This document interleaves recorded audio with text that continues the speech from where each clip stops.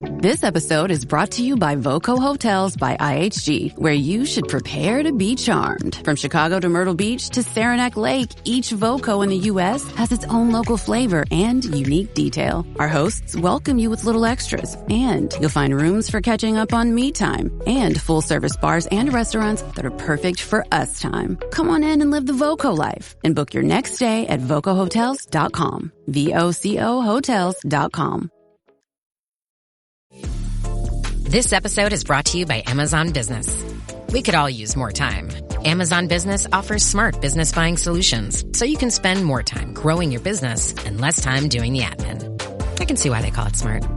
Learn more at amazonbusiness.com.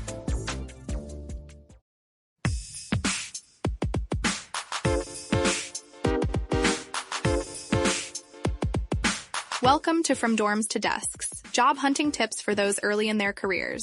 A podcast brought to you by College Recruiter job search site, which believes that every student and recent grad deserves a great career, and hosted by Work Defined. Join our AI co-hosts as they dive into tips, tricks, and insights that will help you land your next part-time, seasonal, internship, or entry-level job. Let's get your career started. All right, so you just tossed that graduation cap in the air. Congratulations. But now you're facing the job market and maybe feeling a little overwhelmed. You're probably hearing all sorts of advice, including whispers about these mysterious headhunters. Yeah. The big question is, are headhunters something you need to worry about at this stage of your career? Can they actually help a recent grad like you land an awesome first job? Right. That's exactly what we're diving into today. We're going to break down how headhunters work, who they really work for, and whether they could be a valuable tool in your job search right now. Yeah, let's clear up a common misconception right off the bat. A lot of people think of headhunters as career fairy godmothers, granting job wishes to eager candidates. Oh, okay. But that's not quite accurate. In reality, they work for the companies doing the hiring, not the job seekers themselves. So it's not like they're going to swoop in and magically place you in your dream job just because you have a shiny new diploma. Exactly. Their primary loyalty is to their clients. The company's paying them to find the perfect candidate. They act more like talent scouts, carefully matching skills and experience to specific open roles. Their focus is on finding the best fit for their clients' needs, not necessarily yours. Okay, that makes sense. So if their priority is finding experienced professionals for their clients, where does that leave new grads who are just starting out and might not have a ton of experience to showcase? That's the million-dollar question for a lot of recent grads, and it's a valid one. Yeah. The truth is most headhunters do tend to focus on experienced professionals. Think about it.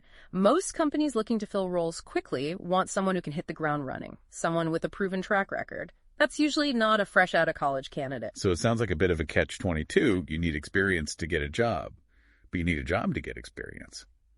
Are headhunters completely off the table for new grads then?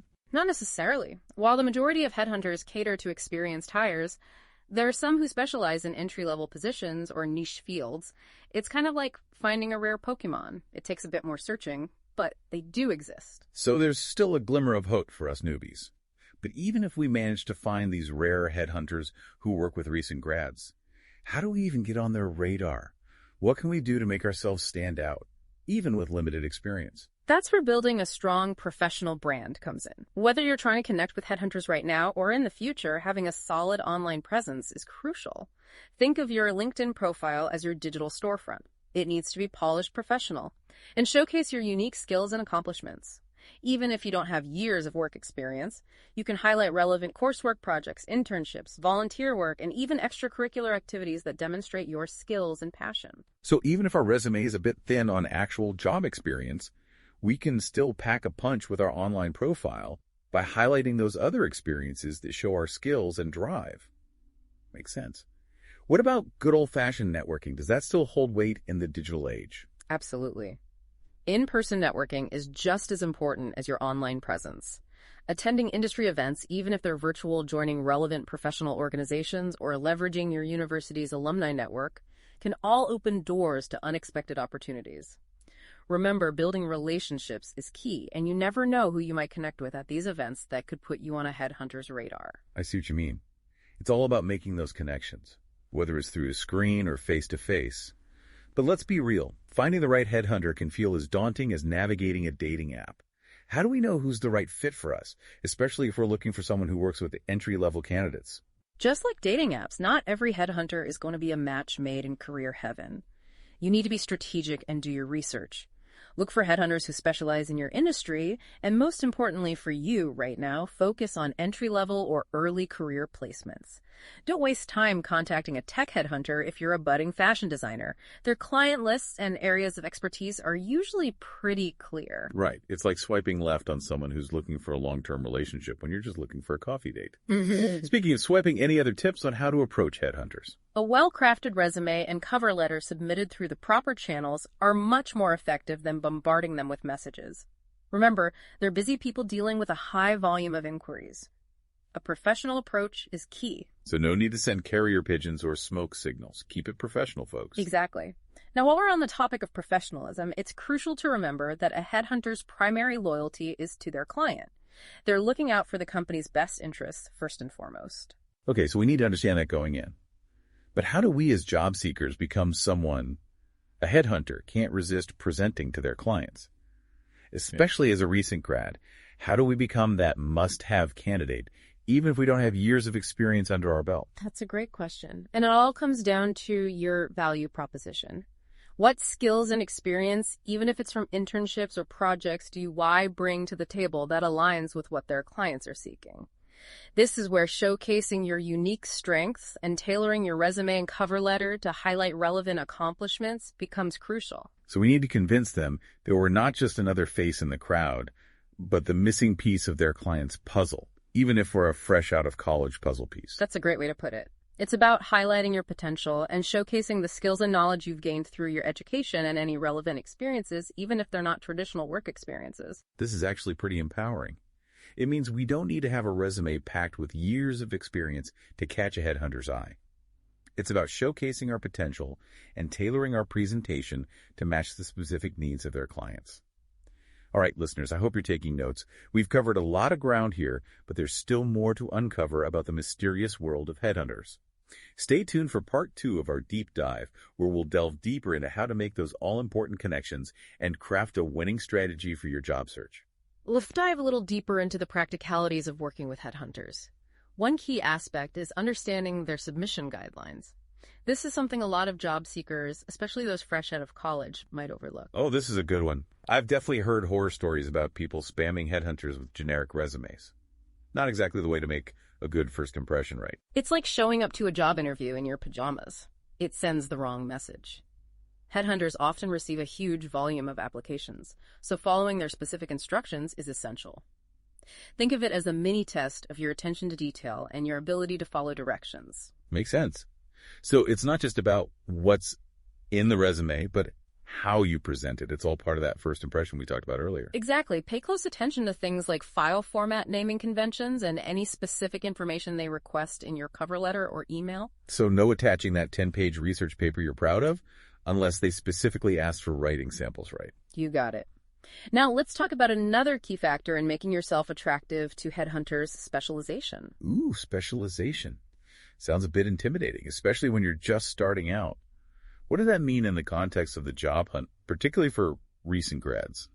Instead of trying to be a jack of all trades, focus on developing a deep understanding and skill set in a particular niche. Even if you're early in your career, you can start specializing. So instead of saying, I can do anything, we should be saying, I'm the go-to person for this specific thing, even if that thing is something we've only learned in school or through internships. Exactly. Think about it. When a company needs a heart surgeon, they're not going to call a general practitioner. They need someone with specialized knowledge and experience in a particular area. The same applies to the job market, even for entry-level roles. Okay, that analogy really drives it home. So how do we figure out our specialization, especially if we haven't had a ton of work experience yet? Think about the courses you excelled in, the projects you were passionate about, or any internships or volunteer experiences where you really shone. Was there a particular area you gravitated towards?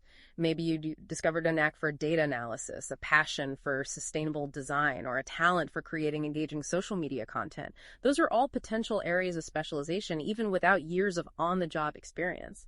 That makes a lot of sense. It's about identifying our strengths and passions and building on them, even if we're still early in our career journey. So we've got our specialized skills locked and loaded. But how do we make sure the right headhunters, the ones who work with companies in our field and are open to working with recent grads, actually find us? This is where research and targeted outreach come in. Don't just blindly submit your resume to every headhunter you come across. Take the time to identify those who specialize in your industry, and just as important, have a track record of placing entry-level candidates. So it's about being strategic and selective, not just spraying and praying our resume all over the internet. How do we go about finding these headhunters who are a good fit for us, especially as recent grads? Start by looking at their client list. Do they work with companies you admire or in industries that excite you? Check out their website and LinkedIn profiles. Do they mention working with entry-level or early career professionals? Often you can find this information in their bios or company descriptions. And don't be afraid to reach out directly and ask. So it's like we're conducting our own mini interview of the headhunters to make sure they're a good match for our needs and goals. Exactly. Remember, building relationships takes time and effort. Don't expect to connect with a headhunter today and have a job offer tomorrow. It's about nurturing those connections and demonstrating your value over time. It's like planting a seed and watching it grow. We need to give it time, attention, and the right conditions to flourish. And speaking of nurturing connections, what about following up after we've reached out to a headhunter? I always get a bit anxious about seeming too pushy. Following up is absolutely crucial, but it's all about timing and tone. A well-timed and professional follow-up email can keep you top of mind and demonstrate your genuine interest. Bombarding them with daily messages, on the other hand, will likely have the opposite effect. So it's a delicate balance. We want to show we're interested, but not come across as desperate or, stalker-ish. Exactly. A good rule of thumb is to follow up once a week or every 2 weeks, depending on the situation. Keep your emails concise and professional, and always be respectful of their time. Got it. Be persistent, but not pestilent. What about if we don't hear back at all? Should we just assume they're not interested? Don't give up too easily. Headhunters are incredibly busy, and sometimes things get lost in the shuffle. A polite follow-up can be just the nudge they need to take another look at your profile. It's a numbers game, right? Mm-hmm. The more we put ourselves out there, the more opportunities we create for ourselves. But what about when a headhunter does express interest? What can we expect in terms of the interview process, especially as a recent grad? First of all, congratulations. Getting an interview through a headhunter is a great accomplishment. Remember, they wouldn't be putting you forward if they didn't believe in your potential. But the interview process can be a little different when a headhunter is involved. Different how? Is it more intense? More intimidating? Fill us in. Well, for starters, you're not just representing yourself in the interview, you're also representing the headhunter and their reputation. They've essentially vouched for you to their client, so you want to make sure you reflect well on them as well. Whoa, that adds a whole new layer of pressure. So how do we navigate that? The same way you'd prepare for any important interview. Research the company, thoroughly practice your answers to common interview questions, and be ready to showcase your skills and experience in a way that aligns with the company's needs. But in this case, you're also showcasing your professionalism and ability to represent the headhunter well. So it's like a triple threat. We need to impress the company, the headhunter, A&D, ourselves. Mm-hmm. No pressure, right? But seriously, this is valuable advice. Anything else we should keep in mind during the interview process when working with a headhunter? Communication is key. Keep your headhunter informed about how the interview went, any feedback you received, and any next steps in the process. So like a team effort, right? We're working together towards a common goal. Exactly. And remember, even if you don't land the particular job you interviewed for, the experience itself is valuable. I love that perspective. It's all part of the journey, right? Every interview, every interaction is a chance to learn and improve. Precisely. And keep in mind that even if you're not working with a headhunter right now, the strategies we've discussed are still incredibly valuable for your job search.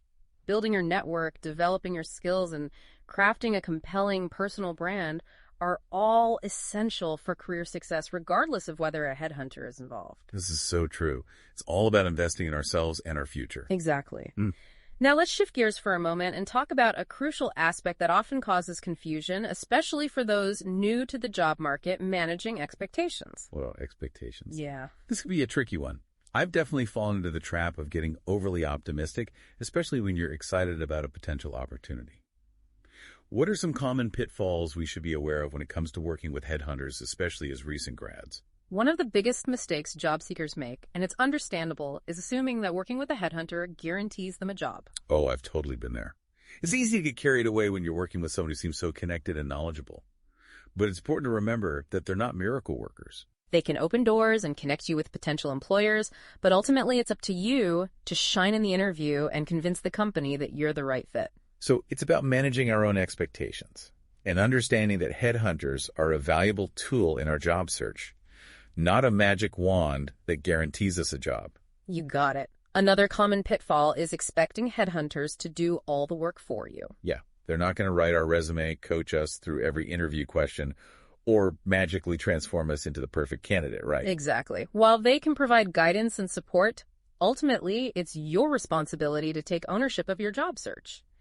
Be proactive in networking, researching companies, tailoring your application materials, and preparing for interviews. So it's a partnership, not a one-way street. We need to be active participants in our own career journey. Precisely.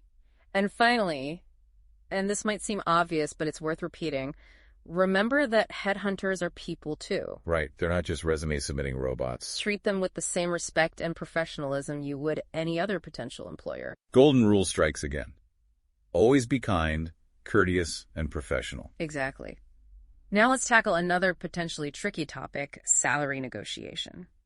This can be nerve-wracking for anyone, but especially for recent grads who might not have much experience negotiating. How does this work when a headhunter is involved? This is a great question. I've always wondered who takes the lead in salary negotiations. Is it the headhunter, the candidate, or a bit of both? It's definitely a collaborative process. Remember that a headhunter's primary loyalty is to their client, but they also want to ensure that you, the candidate, are fairly compensated. So it's a balancing act. They're trying to meet the needs of both the company and the job seeker. Exactly. It's important to be upfront with the headhunter about your salary expectations early on in the process. Do your research, know your worth, and be prepared to discuss your desired salary range. So don't be afraid to talk numbers. But what if our expectations are too high, especially as a recent grad? Will that scare off the headhunter or the company? Be realistic, but don't undervalue yourself either. The headhunter can provide valuable insights into the typical salary range for similar roles in your industry and location. They can also help you frame your salary expectations in a way that's appealing to the company. So it's like having a salary negotiation coach in our corner, someone who can help us navigate those conversations effectively. Precisely. And remember, salary isn't the only factor to consider when evaluating a job offer. Benefits, work-life balance, company culture, and opportunities for growth are all important things to weigh as well. It's about finding the right fit overall, not just chasing the biggest paycheck. Exactly. Now let's talk about how to make the most of the relationship you've built with a headhunter, even after you've hopefully landed the job. So it's not a one-and-done kind of deal. It's about building a long-term connection that can benefit both sides. Yeah. But how do we keep that relationship strong, even after we've accepted a job offer? Maintaining a positive relationship with your headhunter is crucial, even after you've landed the job. Think of them as a valuable ally throughout your career, someone who can provide insights, connections, and potential opportunities down the road.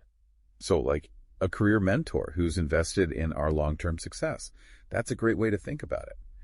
But practically speaking, how do we stay in touch and nurture that relationship? Keep them updated on your career progress. Send a quick note every few months, or even just connect with them on LinkedIn. Don't hesitate to reach out for advice or guidance as you navigate your career path. That makes sense. It's about staying on their radar and showing that we value their insights and expertise. But what about providing feedback to the headhunter? Is that something we should be doing, especially as recent grads who might feel like we're not in a position to critique their work? Feedback is incredibly valuable both for you and the headhunter. It helps them improve their services and ensures that their clients, the hiring companies, are getting the best possible candidates. So it's a two-way street. We're not just receiving their expertise. We're also helping them refine their process. Exactly. Be open and honest about your experience, both positive and negative. Share what worked well, what could be improved, and any suggestions you have for making the process smoother. So it's about being constructive and helpful, not just complaining or criticizing. We want to contribute to making the process better for everyone involved. Precisely. Your feedback can help them tailor their approach to better meet the needs of future candidates and clients.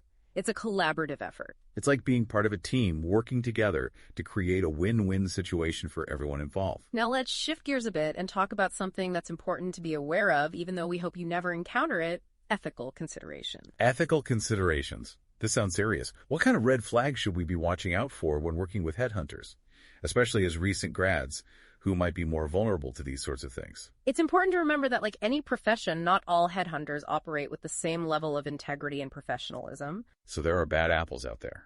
Unfortunately, yes. And just like with any other professional relationship, it's essential to be aware of potential red flags and protect yourself. That's a good reminder. Yeah. So how do we spot these shady characters?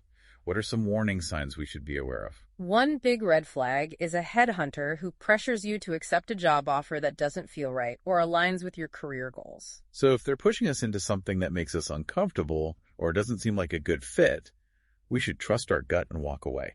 Absolutely. Another warning sign is a headhunter who asks for payment up front or guarantees you a job. Wait, they're not supposed to be charging us money? I thought their whole business model was getting paid by companies to find them candidates. You're exactly right. Legitimate headhunters are compensated by their clients, not by the job seekers. Okay, got it. So if they're asking for cash up front, that's a major red flag. What about anything else we should be wary of?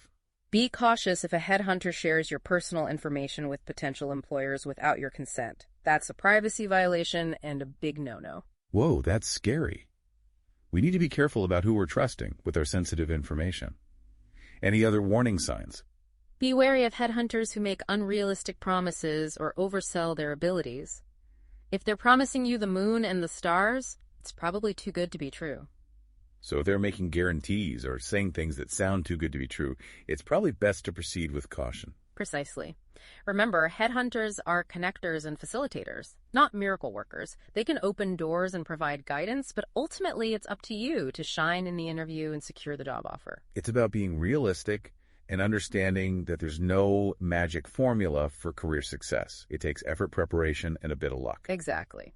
Now let's shift gears and talk about how to build a strong, positive relationship with a headhunter, one that can benefit both of you. This is what we've been talking about all along, right? Building a genuine connection that can help us navigate the job search and potentially open doors to amazing opportunities. But how do we actually go about doing that, especially as a recent grad? Building a strong relationship with your headhunter starts with open and honest communication about your career goals, skills, and experience. So no need to be shy. Share our aspirations and let them know what we're all about, even if we're just starting out. Exactly. And just like any other relationship, it's built on trust and mutual respect. Be responsive to their inquiries, provide updates on your job search progress, and be respectful of their time. It's like any healthy relationship. Communication, respect, and transparency are key. But what if we feel like we're not hearing back enough from the headhunter? Right. Is it okay to follow up, or will we come across as needy? Following up is essential, but as we talked about earlier, it's all about finding that balance between persistence and pestering. A polite check-in every week or two is perfectly acceptable, but avoid bombarding them with constant calls or emails. Right, because no one likes to feel suffocated. So we've established that communication is key. Anything else we can do to nurture that relationship and show the headhunter we're serious about our job search? Demonstrate your professionalism and commitment to the process. Be prepared for meetings and interviews, arrive on time, and follow up promptly on any requests or information they need from you. So it's about showing them that we're reliable, responsible, and ready to put in the work. Exactly. And remember, headhunters appreciate candidates who are proactive and take initiative. If you come across an article or industry trend that might be relevant to their clients, share it with them. That's a great tip. It shows that we're not just passively waiting for them to find us a job, but actively engaged in our field and thinking strategically about our career. Precisely. Now, while we've been talking about the many benefits of working with a headhunter, it's also essential to be realistic about their limitations. They can be an invaluable resource, but they're not magicians. Right, we talked about this earlier. Yeah. No fairy godmothers here. Mm-hmm. But what are some other limitations we should be aware of, especially as recent grads, who might be overly optimistic about what a headhunter can do for us? One key limitation is that headhunters typically work with a select group of companies and may not have access to every job opening in your field. So they're not like a universal job board. They have their own network and client base. Exactly. It's important to keep this in mind and continue to explore other job search avenues such as online job boards, networking events, and company websites. So don't put all our eggs in one basket. Diversify our job search strategy and keep those options open. What about other limitations? Anything else we should keep in mind? Headhunters are busy professionals, often juggling multiple clients and candidates at the same time. They may not always be able to respond to your inquiries immediately or provide you with constant updates. So patience is a virtue. We need to be understanding and respectful of their time. Exactly. And while they can provide valuable guidance and insights, ultimately the responsibility for finding a job rests with you. So we can't just sit back and wait for the perfect opportunity to fall into our lap. Yeah. We need to be proactive, persistent, and put in the effort to make ourselves stand out. Precisely. Now, while acknowledging their limitations, let's not forget about how we can best leverage a headhunter's expertise to our advantage. Leveraging their expertise. Sounds intriguing. What are some specific ways we can tap into their knowledge and experience to boost our job search efforts, especially as recent grads who might feel a bit inexperienced in this whole process? Remember, headhunters possess a wealth of knowledge about their industry, their client companies, and the hiring process as a whole. They can offer valuable insights that you might not find anywhere else. So it's like having an insider's perspective on the job market. How do we tap into that? Don't hesitate to ask for their advice on tailoring your resume and cover letter to specific companies or roles. They know what their clients are looking for and can help you highlight the skills and experiences that will make you stand out. So pick their brain. They're a valuable resource, Yeah. and we should take advantage of their expertise, especially as recent grads who might not have as much experience navigating the job market. Exactly. Another way to leverage their expertise is to ask for feedback on your application materials, and if you're lucky enough to get one, your interview performance. Oh, this is a good one. Get their professional opinion on how we're presenting ourselves. Precisely. They can offer valuable insights into what's working well and what areas could be improved. It's like having a personalized coach in your corner, helping you refine your skills and boost your confidence. And don't underestimate the power of their network. Headhunters often have extensive connections within their industry and can introduce you to people who might be able to offer valuable advice or even potential job leads. So like expanding our own network exponentially through their connections. Exactly. Now let's circle back to something we touched upon earlier, setting realistic expectations. Okay, expectations again. We've talked about managing our own expectations. But what about setting realistic expectations for the headhunter themselves? What should we keep in mind, especially as recent grads who might be new to this whole process? Remember, as we've discussed, headhunters aren't magicians. They can't guarantee you a job, force the company to hire you if you're not a good fit, or make the hiring process move any faster than it's going to move. So no snapping their fingers and making our dream job appear. We need to be realistic about what they can and can't do. Exactly. Understand that the hiring process takes time. There may be multiple rounds of interviews, assessments, and negotiations involved. So patience is key. It's a marathon, not a sprint. Precisely. And headhunters are often juggling multiple clients and candidates at any given time. They may not always be able to provide you with immediate updates or feedback. So we need to be patient and understanding and trust that they're working behind the scenes on our behalf. What else should we keep in mind when it comes to realistic expectations? Anything specific to recent grads? Be prepared for the fact that as a recent grad, you might not be their top priority. They may be focusing on filling roles that require more experience. That's a good point. It's important to remember that we might not be their ideal candidate just yet, but we can still make ourselves valuable to them by demonstrating our skills, enthusiasm, and commitment to our career growth. Exactly. Now let's talk about how to prepare for that all-important interview once a headhunter has presented you to a potential employer. Okay, so we've connected with a headhunter, they've presented us to a company, and we've landed an interview. Now what? What's different about interviewing for a position that's come through a headhunter, especially as a recent grad? As we discussed earlier, remember that you're not just representing yourself in the interview, you're also representing the headhunter and their reputation. They've essentially vouched for you to their clients, so you want to make sure you reflect well on them as well. Right, no pressure. But seriously, this is a valuable reminder. So how do we prepare for an interview that's come through a headhunter? What should we focus on, especially as recent grads who might not have as much interviewing experience? The basics are the same as any other job interview. Research the company, thoroughly practice your answers to common interview questions, and be prepared to showcase your skills and experience in a way that aligns with the company's needs. But in this case, you're also showcasing your professionalism and your ability to represent the headhunter well. So it's about going above and beyond to impress both the company and the headhunter who's put their faith in us. What about after the interview? What's the etiquette for following up, especially when a headhunter is involved? It's always a good idea to send a thank you note to the interviewer, reiterating your interest in the position and highlighting key points from the conversation. But in this case, you should also keep your headhunter in the loop. Let them know how the interview went, any feedback you received, and any next steps in the process. So it's about keeping them informed and maintaining that open communication we talked about earlier. Exactly. And remember, even if you don't land the particular job you interviewed for, the experience itself is valuable. It's an opportunity to learn, grow, and refine your interviewing skills for next time. It's all part of the journey, right? Yeah. Every interview, every interaction is a chance to learn and improve. Precisely.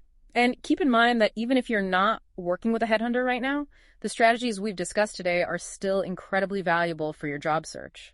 Building your network, developing your skills, and crafting a compelling personal brand are all essential for career success, regardless of whether a headhunter is involved. This is so true. It's all about investing in ourselves and our future. Exactly. Now let's explore another layer of the headhunting world that can be a bit confusing, the different types of headhunters out there. Different types. Wait, there's more than one kind of headhunter. I thought they were all pretty much the same. Just like doctors specialize in different areas of medicine, headhunters specialize in different industries, job functions, and career levels. So it's like choosing the right specialist for a medical condition. We need the right expertise for our specific career goals. But how do we know which type of headhunter is right for us, especially as recent grads? That's where research comes in. Take a close look at their website, LinkedIn profile, and client list to understand their area of expertise. Some headhunters focus on executive-level placements, while others specialize in entry-level or mid-career roles. Some work exclusively with specific industries like technology or finance, while others have a broader focus. So it's like detective work. We need to gather intel and make sure their focus aligns with our aspirations and current career stage. Exactly, and don't hesitate to reach out to them directly and ask about their experience and expertise. So don't be afraid to ask questions. It's our career on the line, so we need to be confident and informed. What about the financial side of things? I've always wondered how much it costs to work with a headhunter. That's a common question, and the answer is simple. It doesn't cost you anything. Legitimate headhunters are compensated by their clients, the hiring companies. They typically charge a fee based on a percentage of the candidate's first-year salary. So it's like a commission. They get a cut of the deal if they successfully place a candidate. Exactly. The fee structure can vary depending on the headhunter and the level of the position being filled. So higher-level positions usually mean higher fees. Makes sense. Precisely. It's important to understand how the headhunter is compensated to avoid any surprises or misunderstandings. So transparency is key. We need to be clear on the financial arrangements up front. Speaking of being upfront, what about professional etiquette when working with headhunters? Any tips for making sure we're putting our best foot forward? Headhunters are professionals, and they expect to be treated with the same respect and courtesy you would extend to any potential employer. So basic good manners apply here. No ghosting, no bad-mouthing other candidates, and no demanding special treatment. Exactly.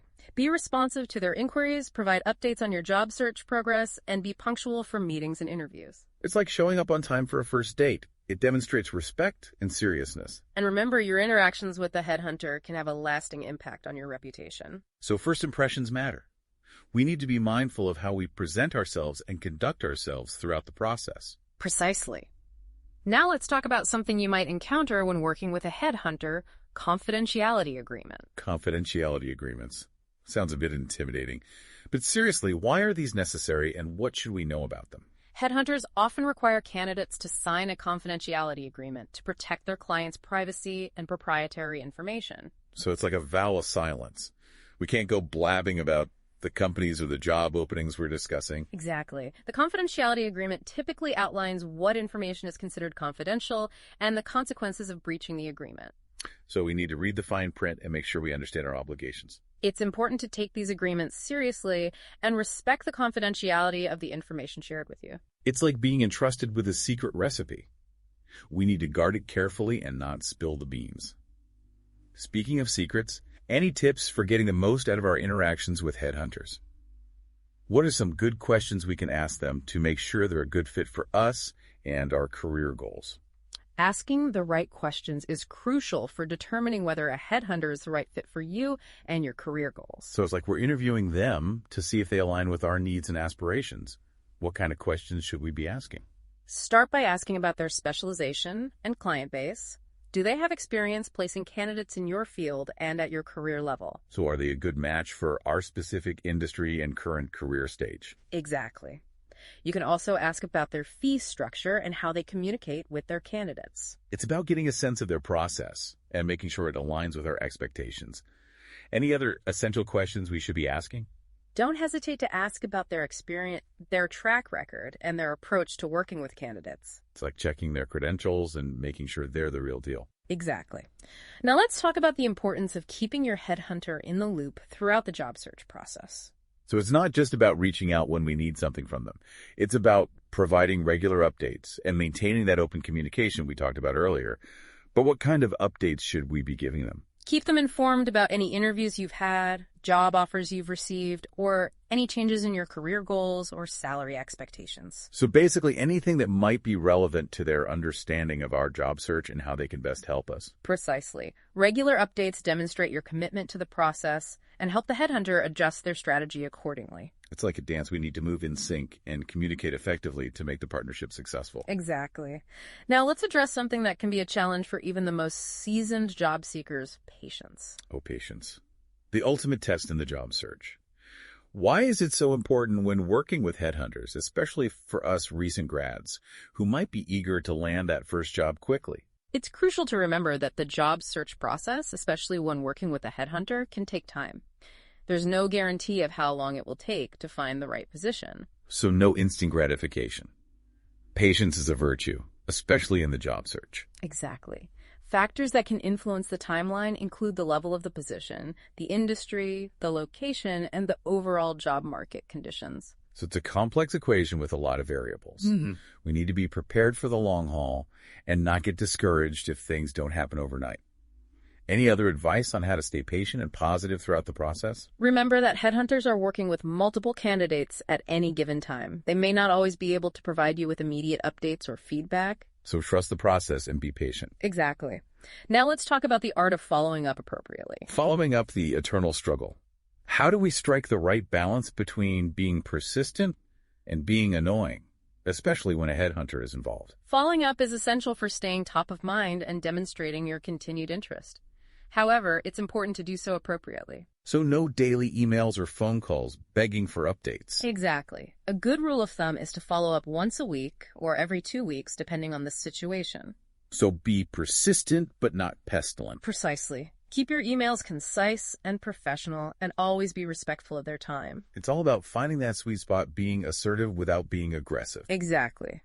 Now let's switch gears and discuss the importance of networking. Networking is essential for building relationships and expanding your reach in the job market. So it's not just about shaking hands and exchanging business cards. It's about building genuine connections. Exactly. Headhunters often have extensive networks within their industry and can connect you with people who may be able to provide valuable insights or potential job leads. So it's like expanding our own network exponentially through their connections. Precisely. Attend industry events, join professional organizations, and connect with people on LinkedIn.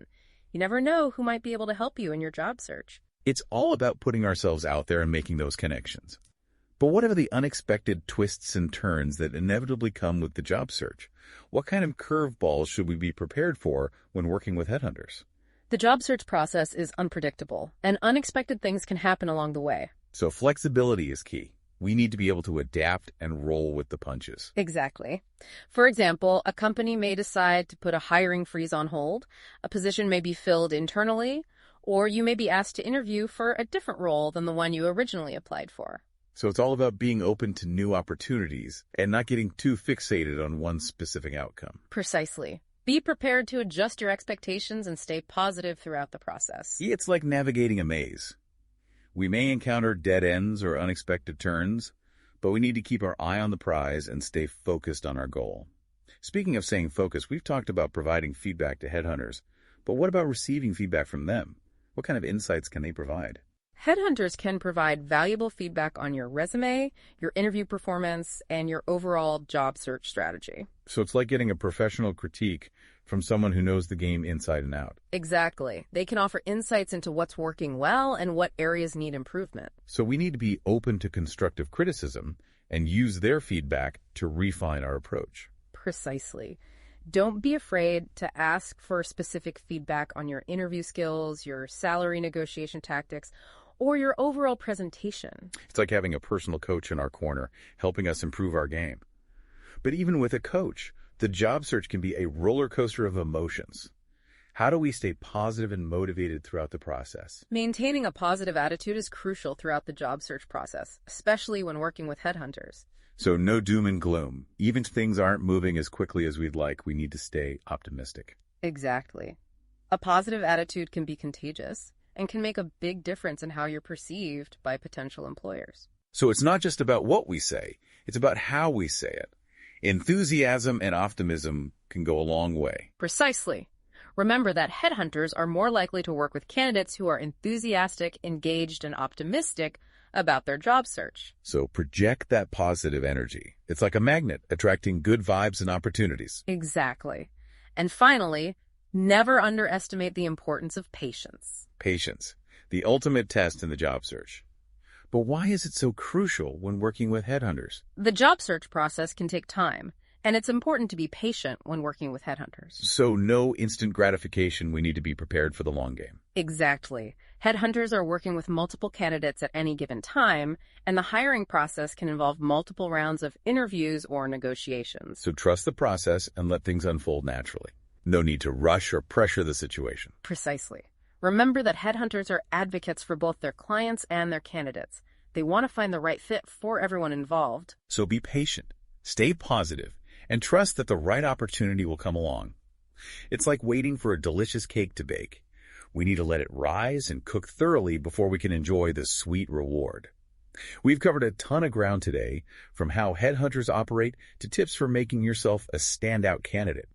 What's the big takeaway for our listeners, especially those new grads eager to launch their careers?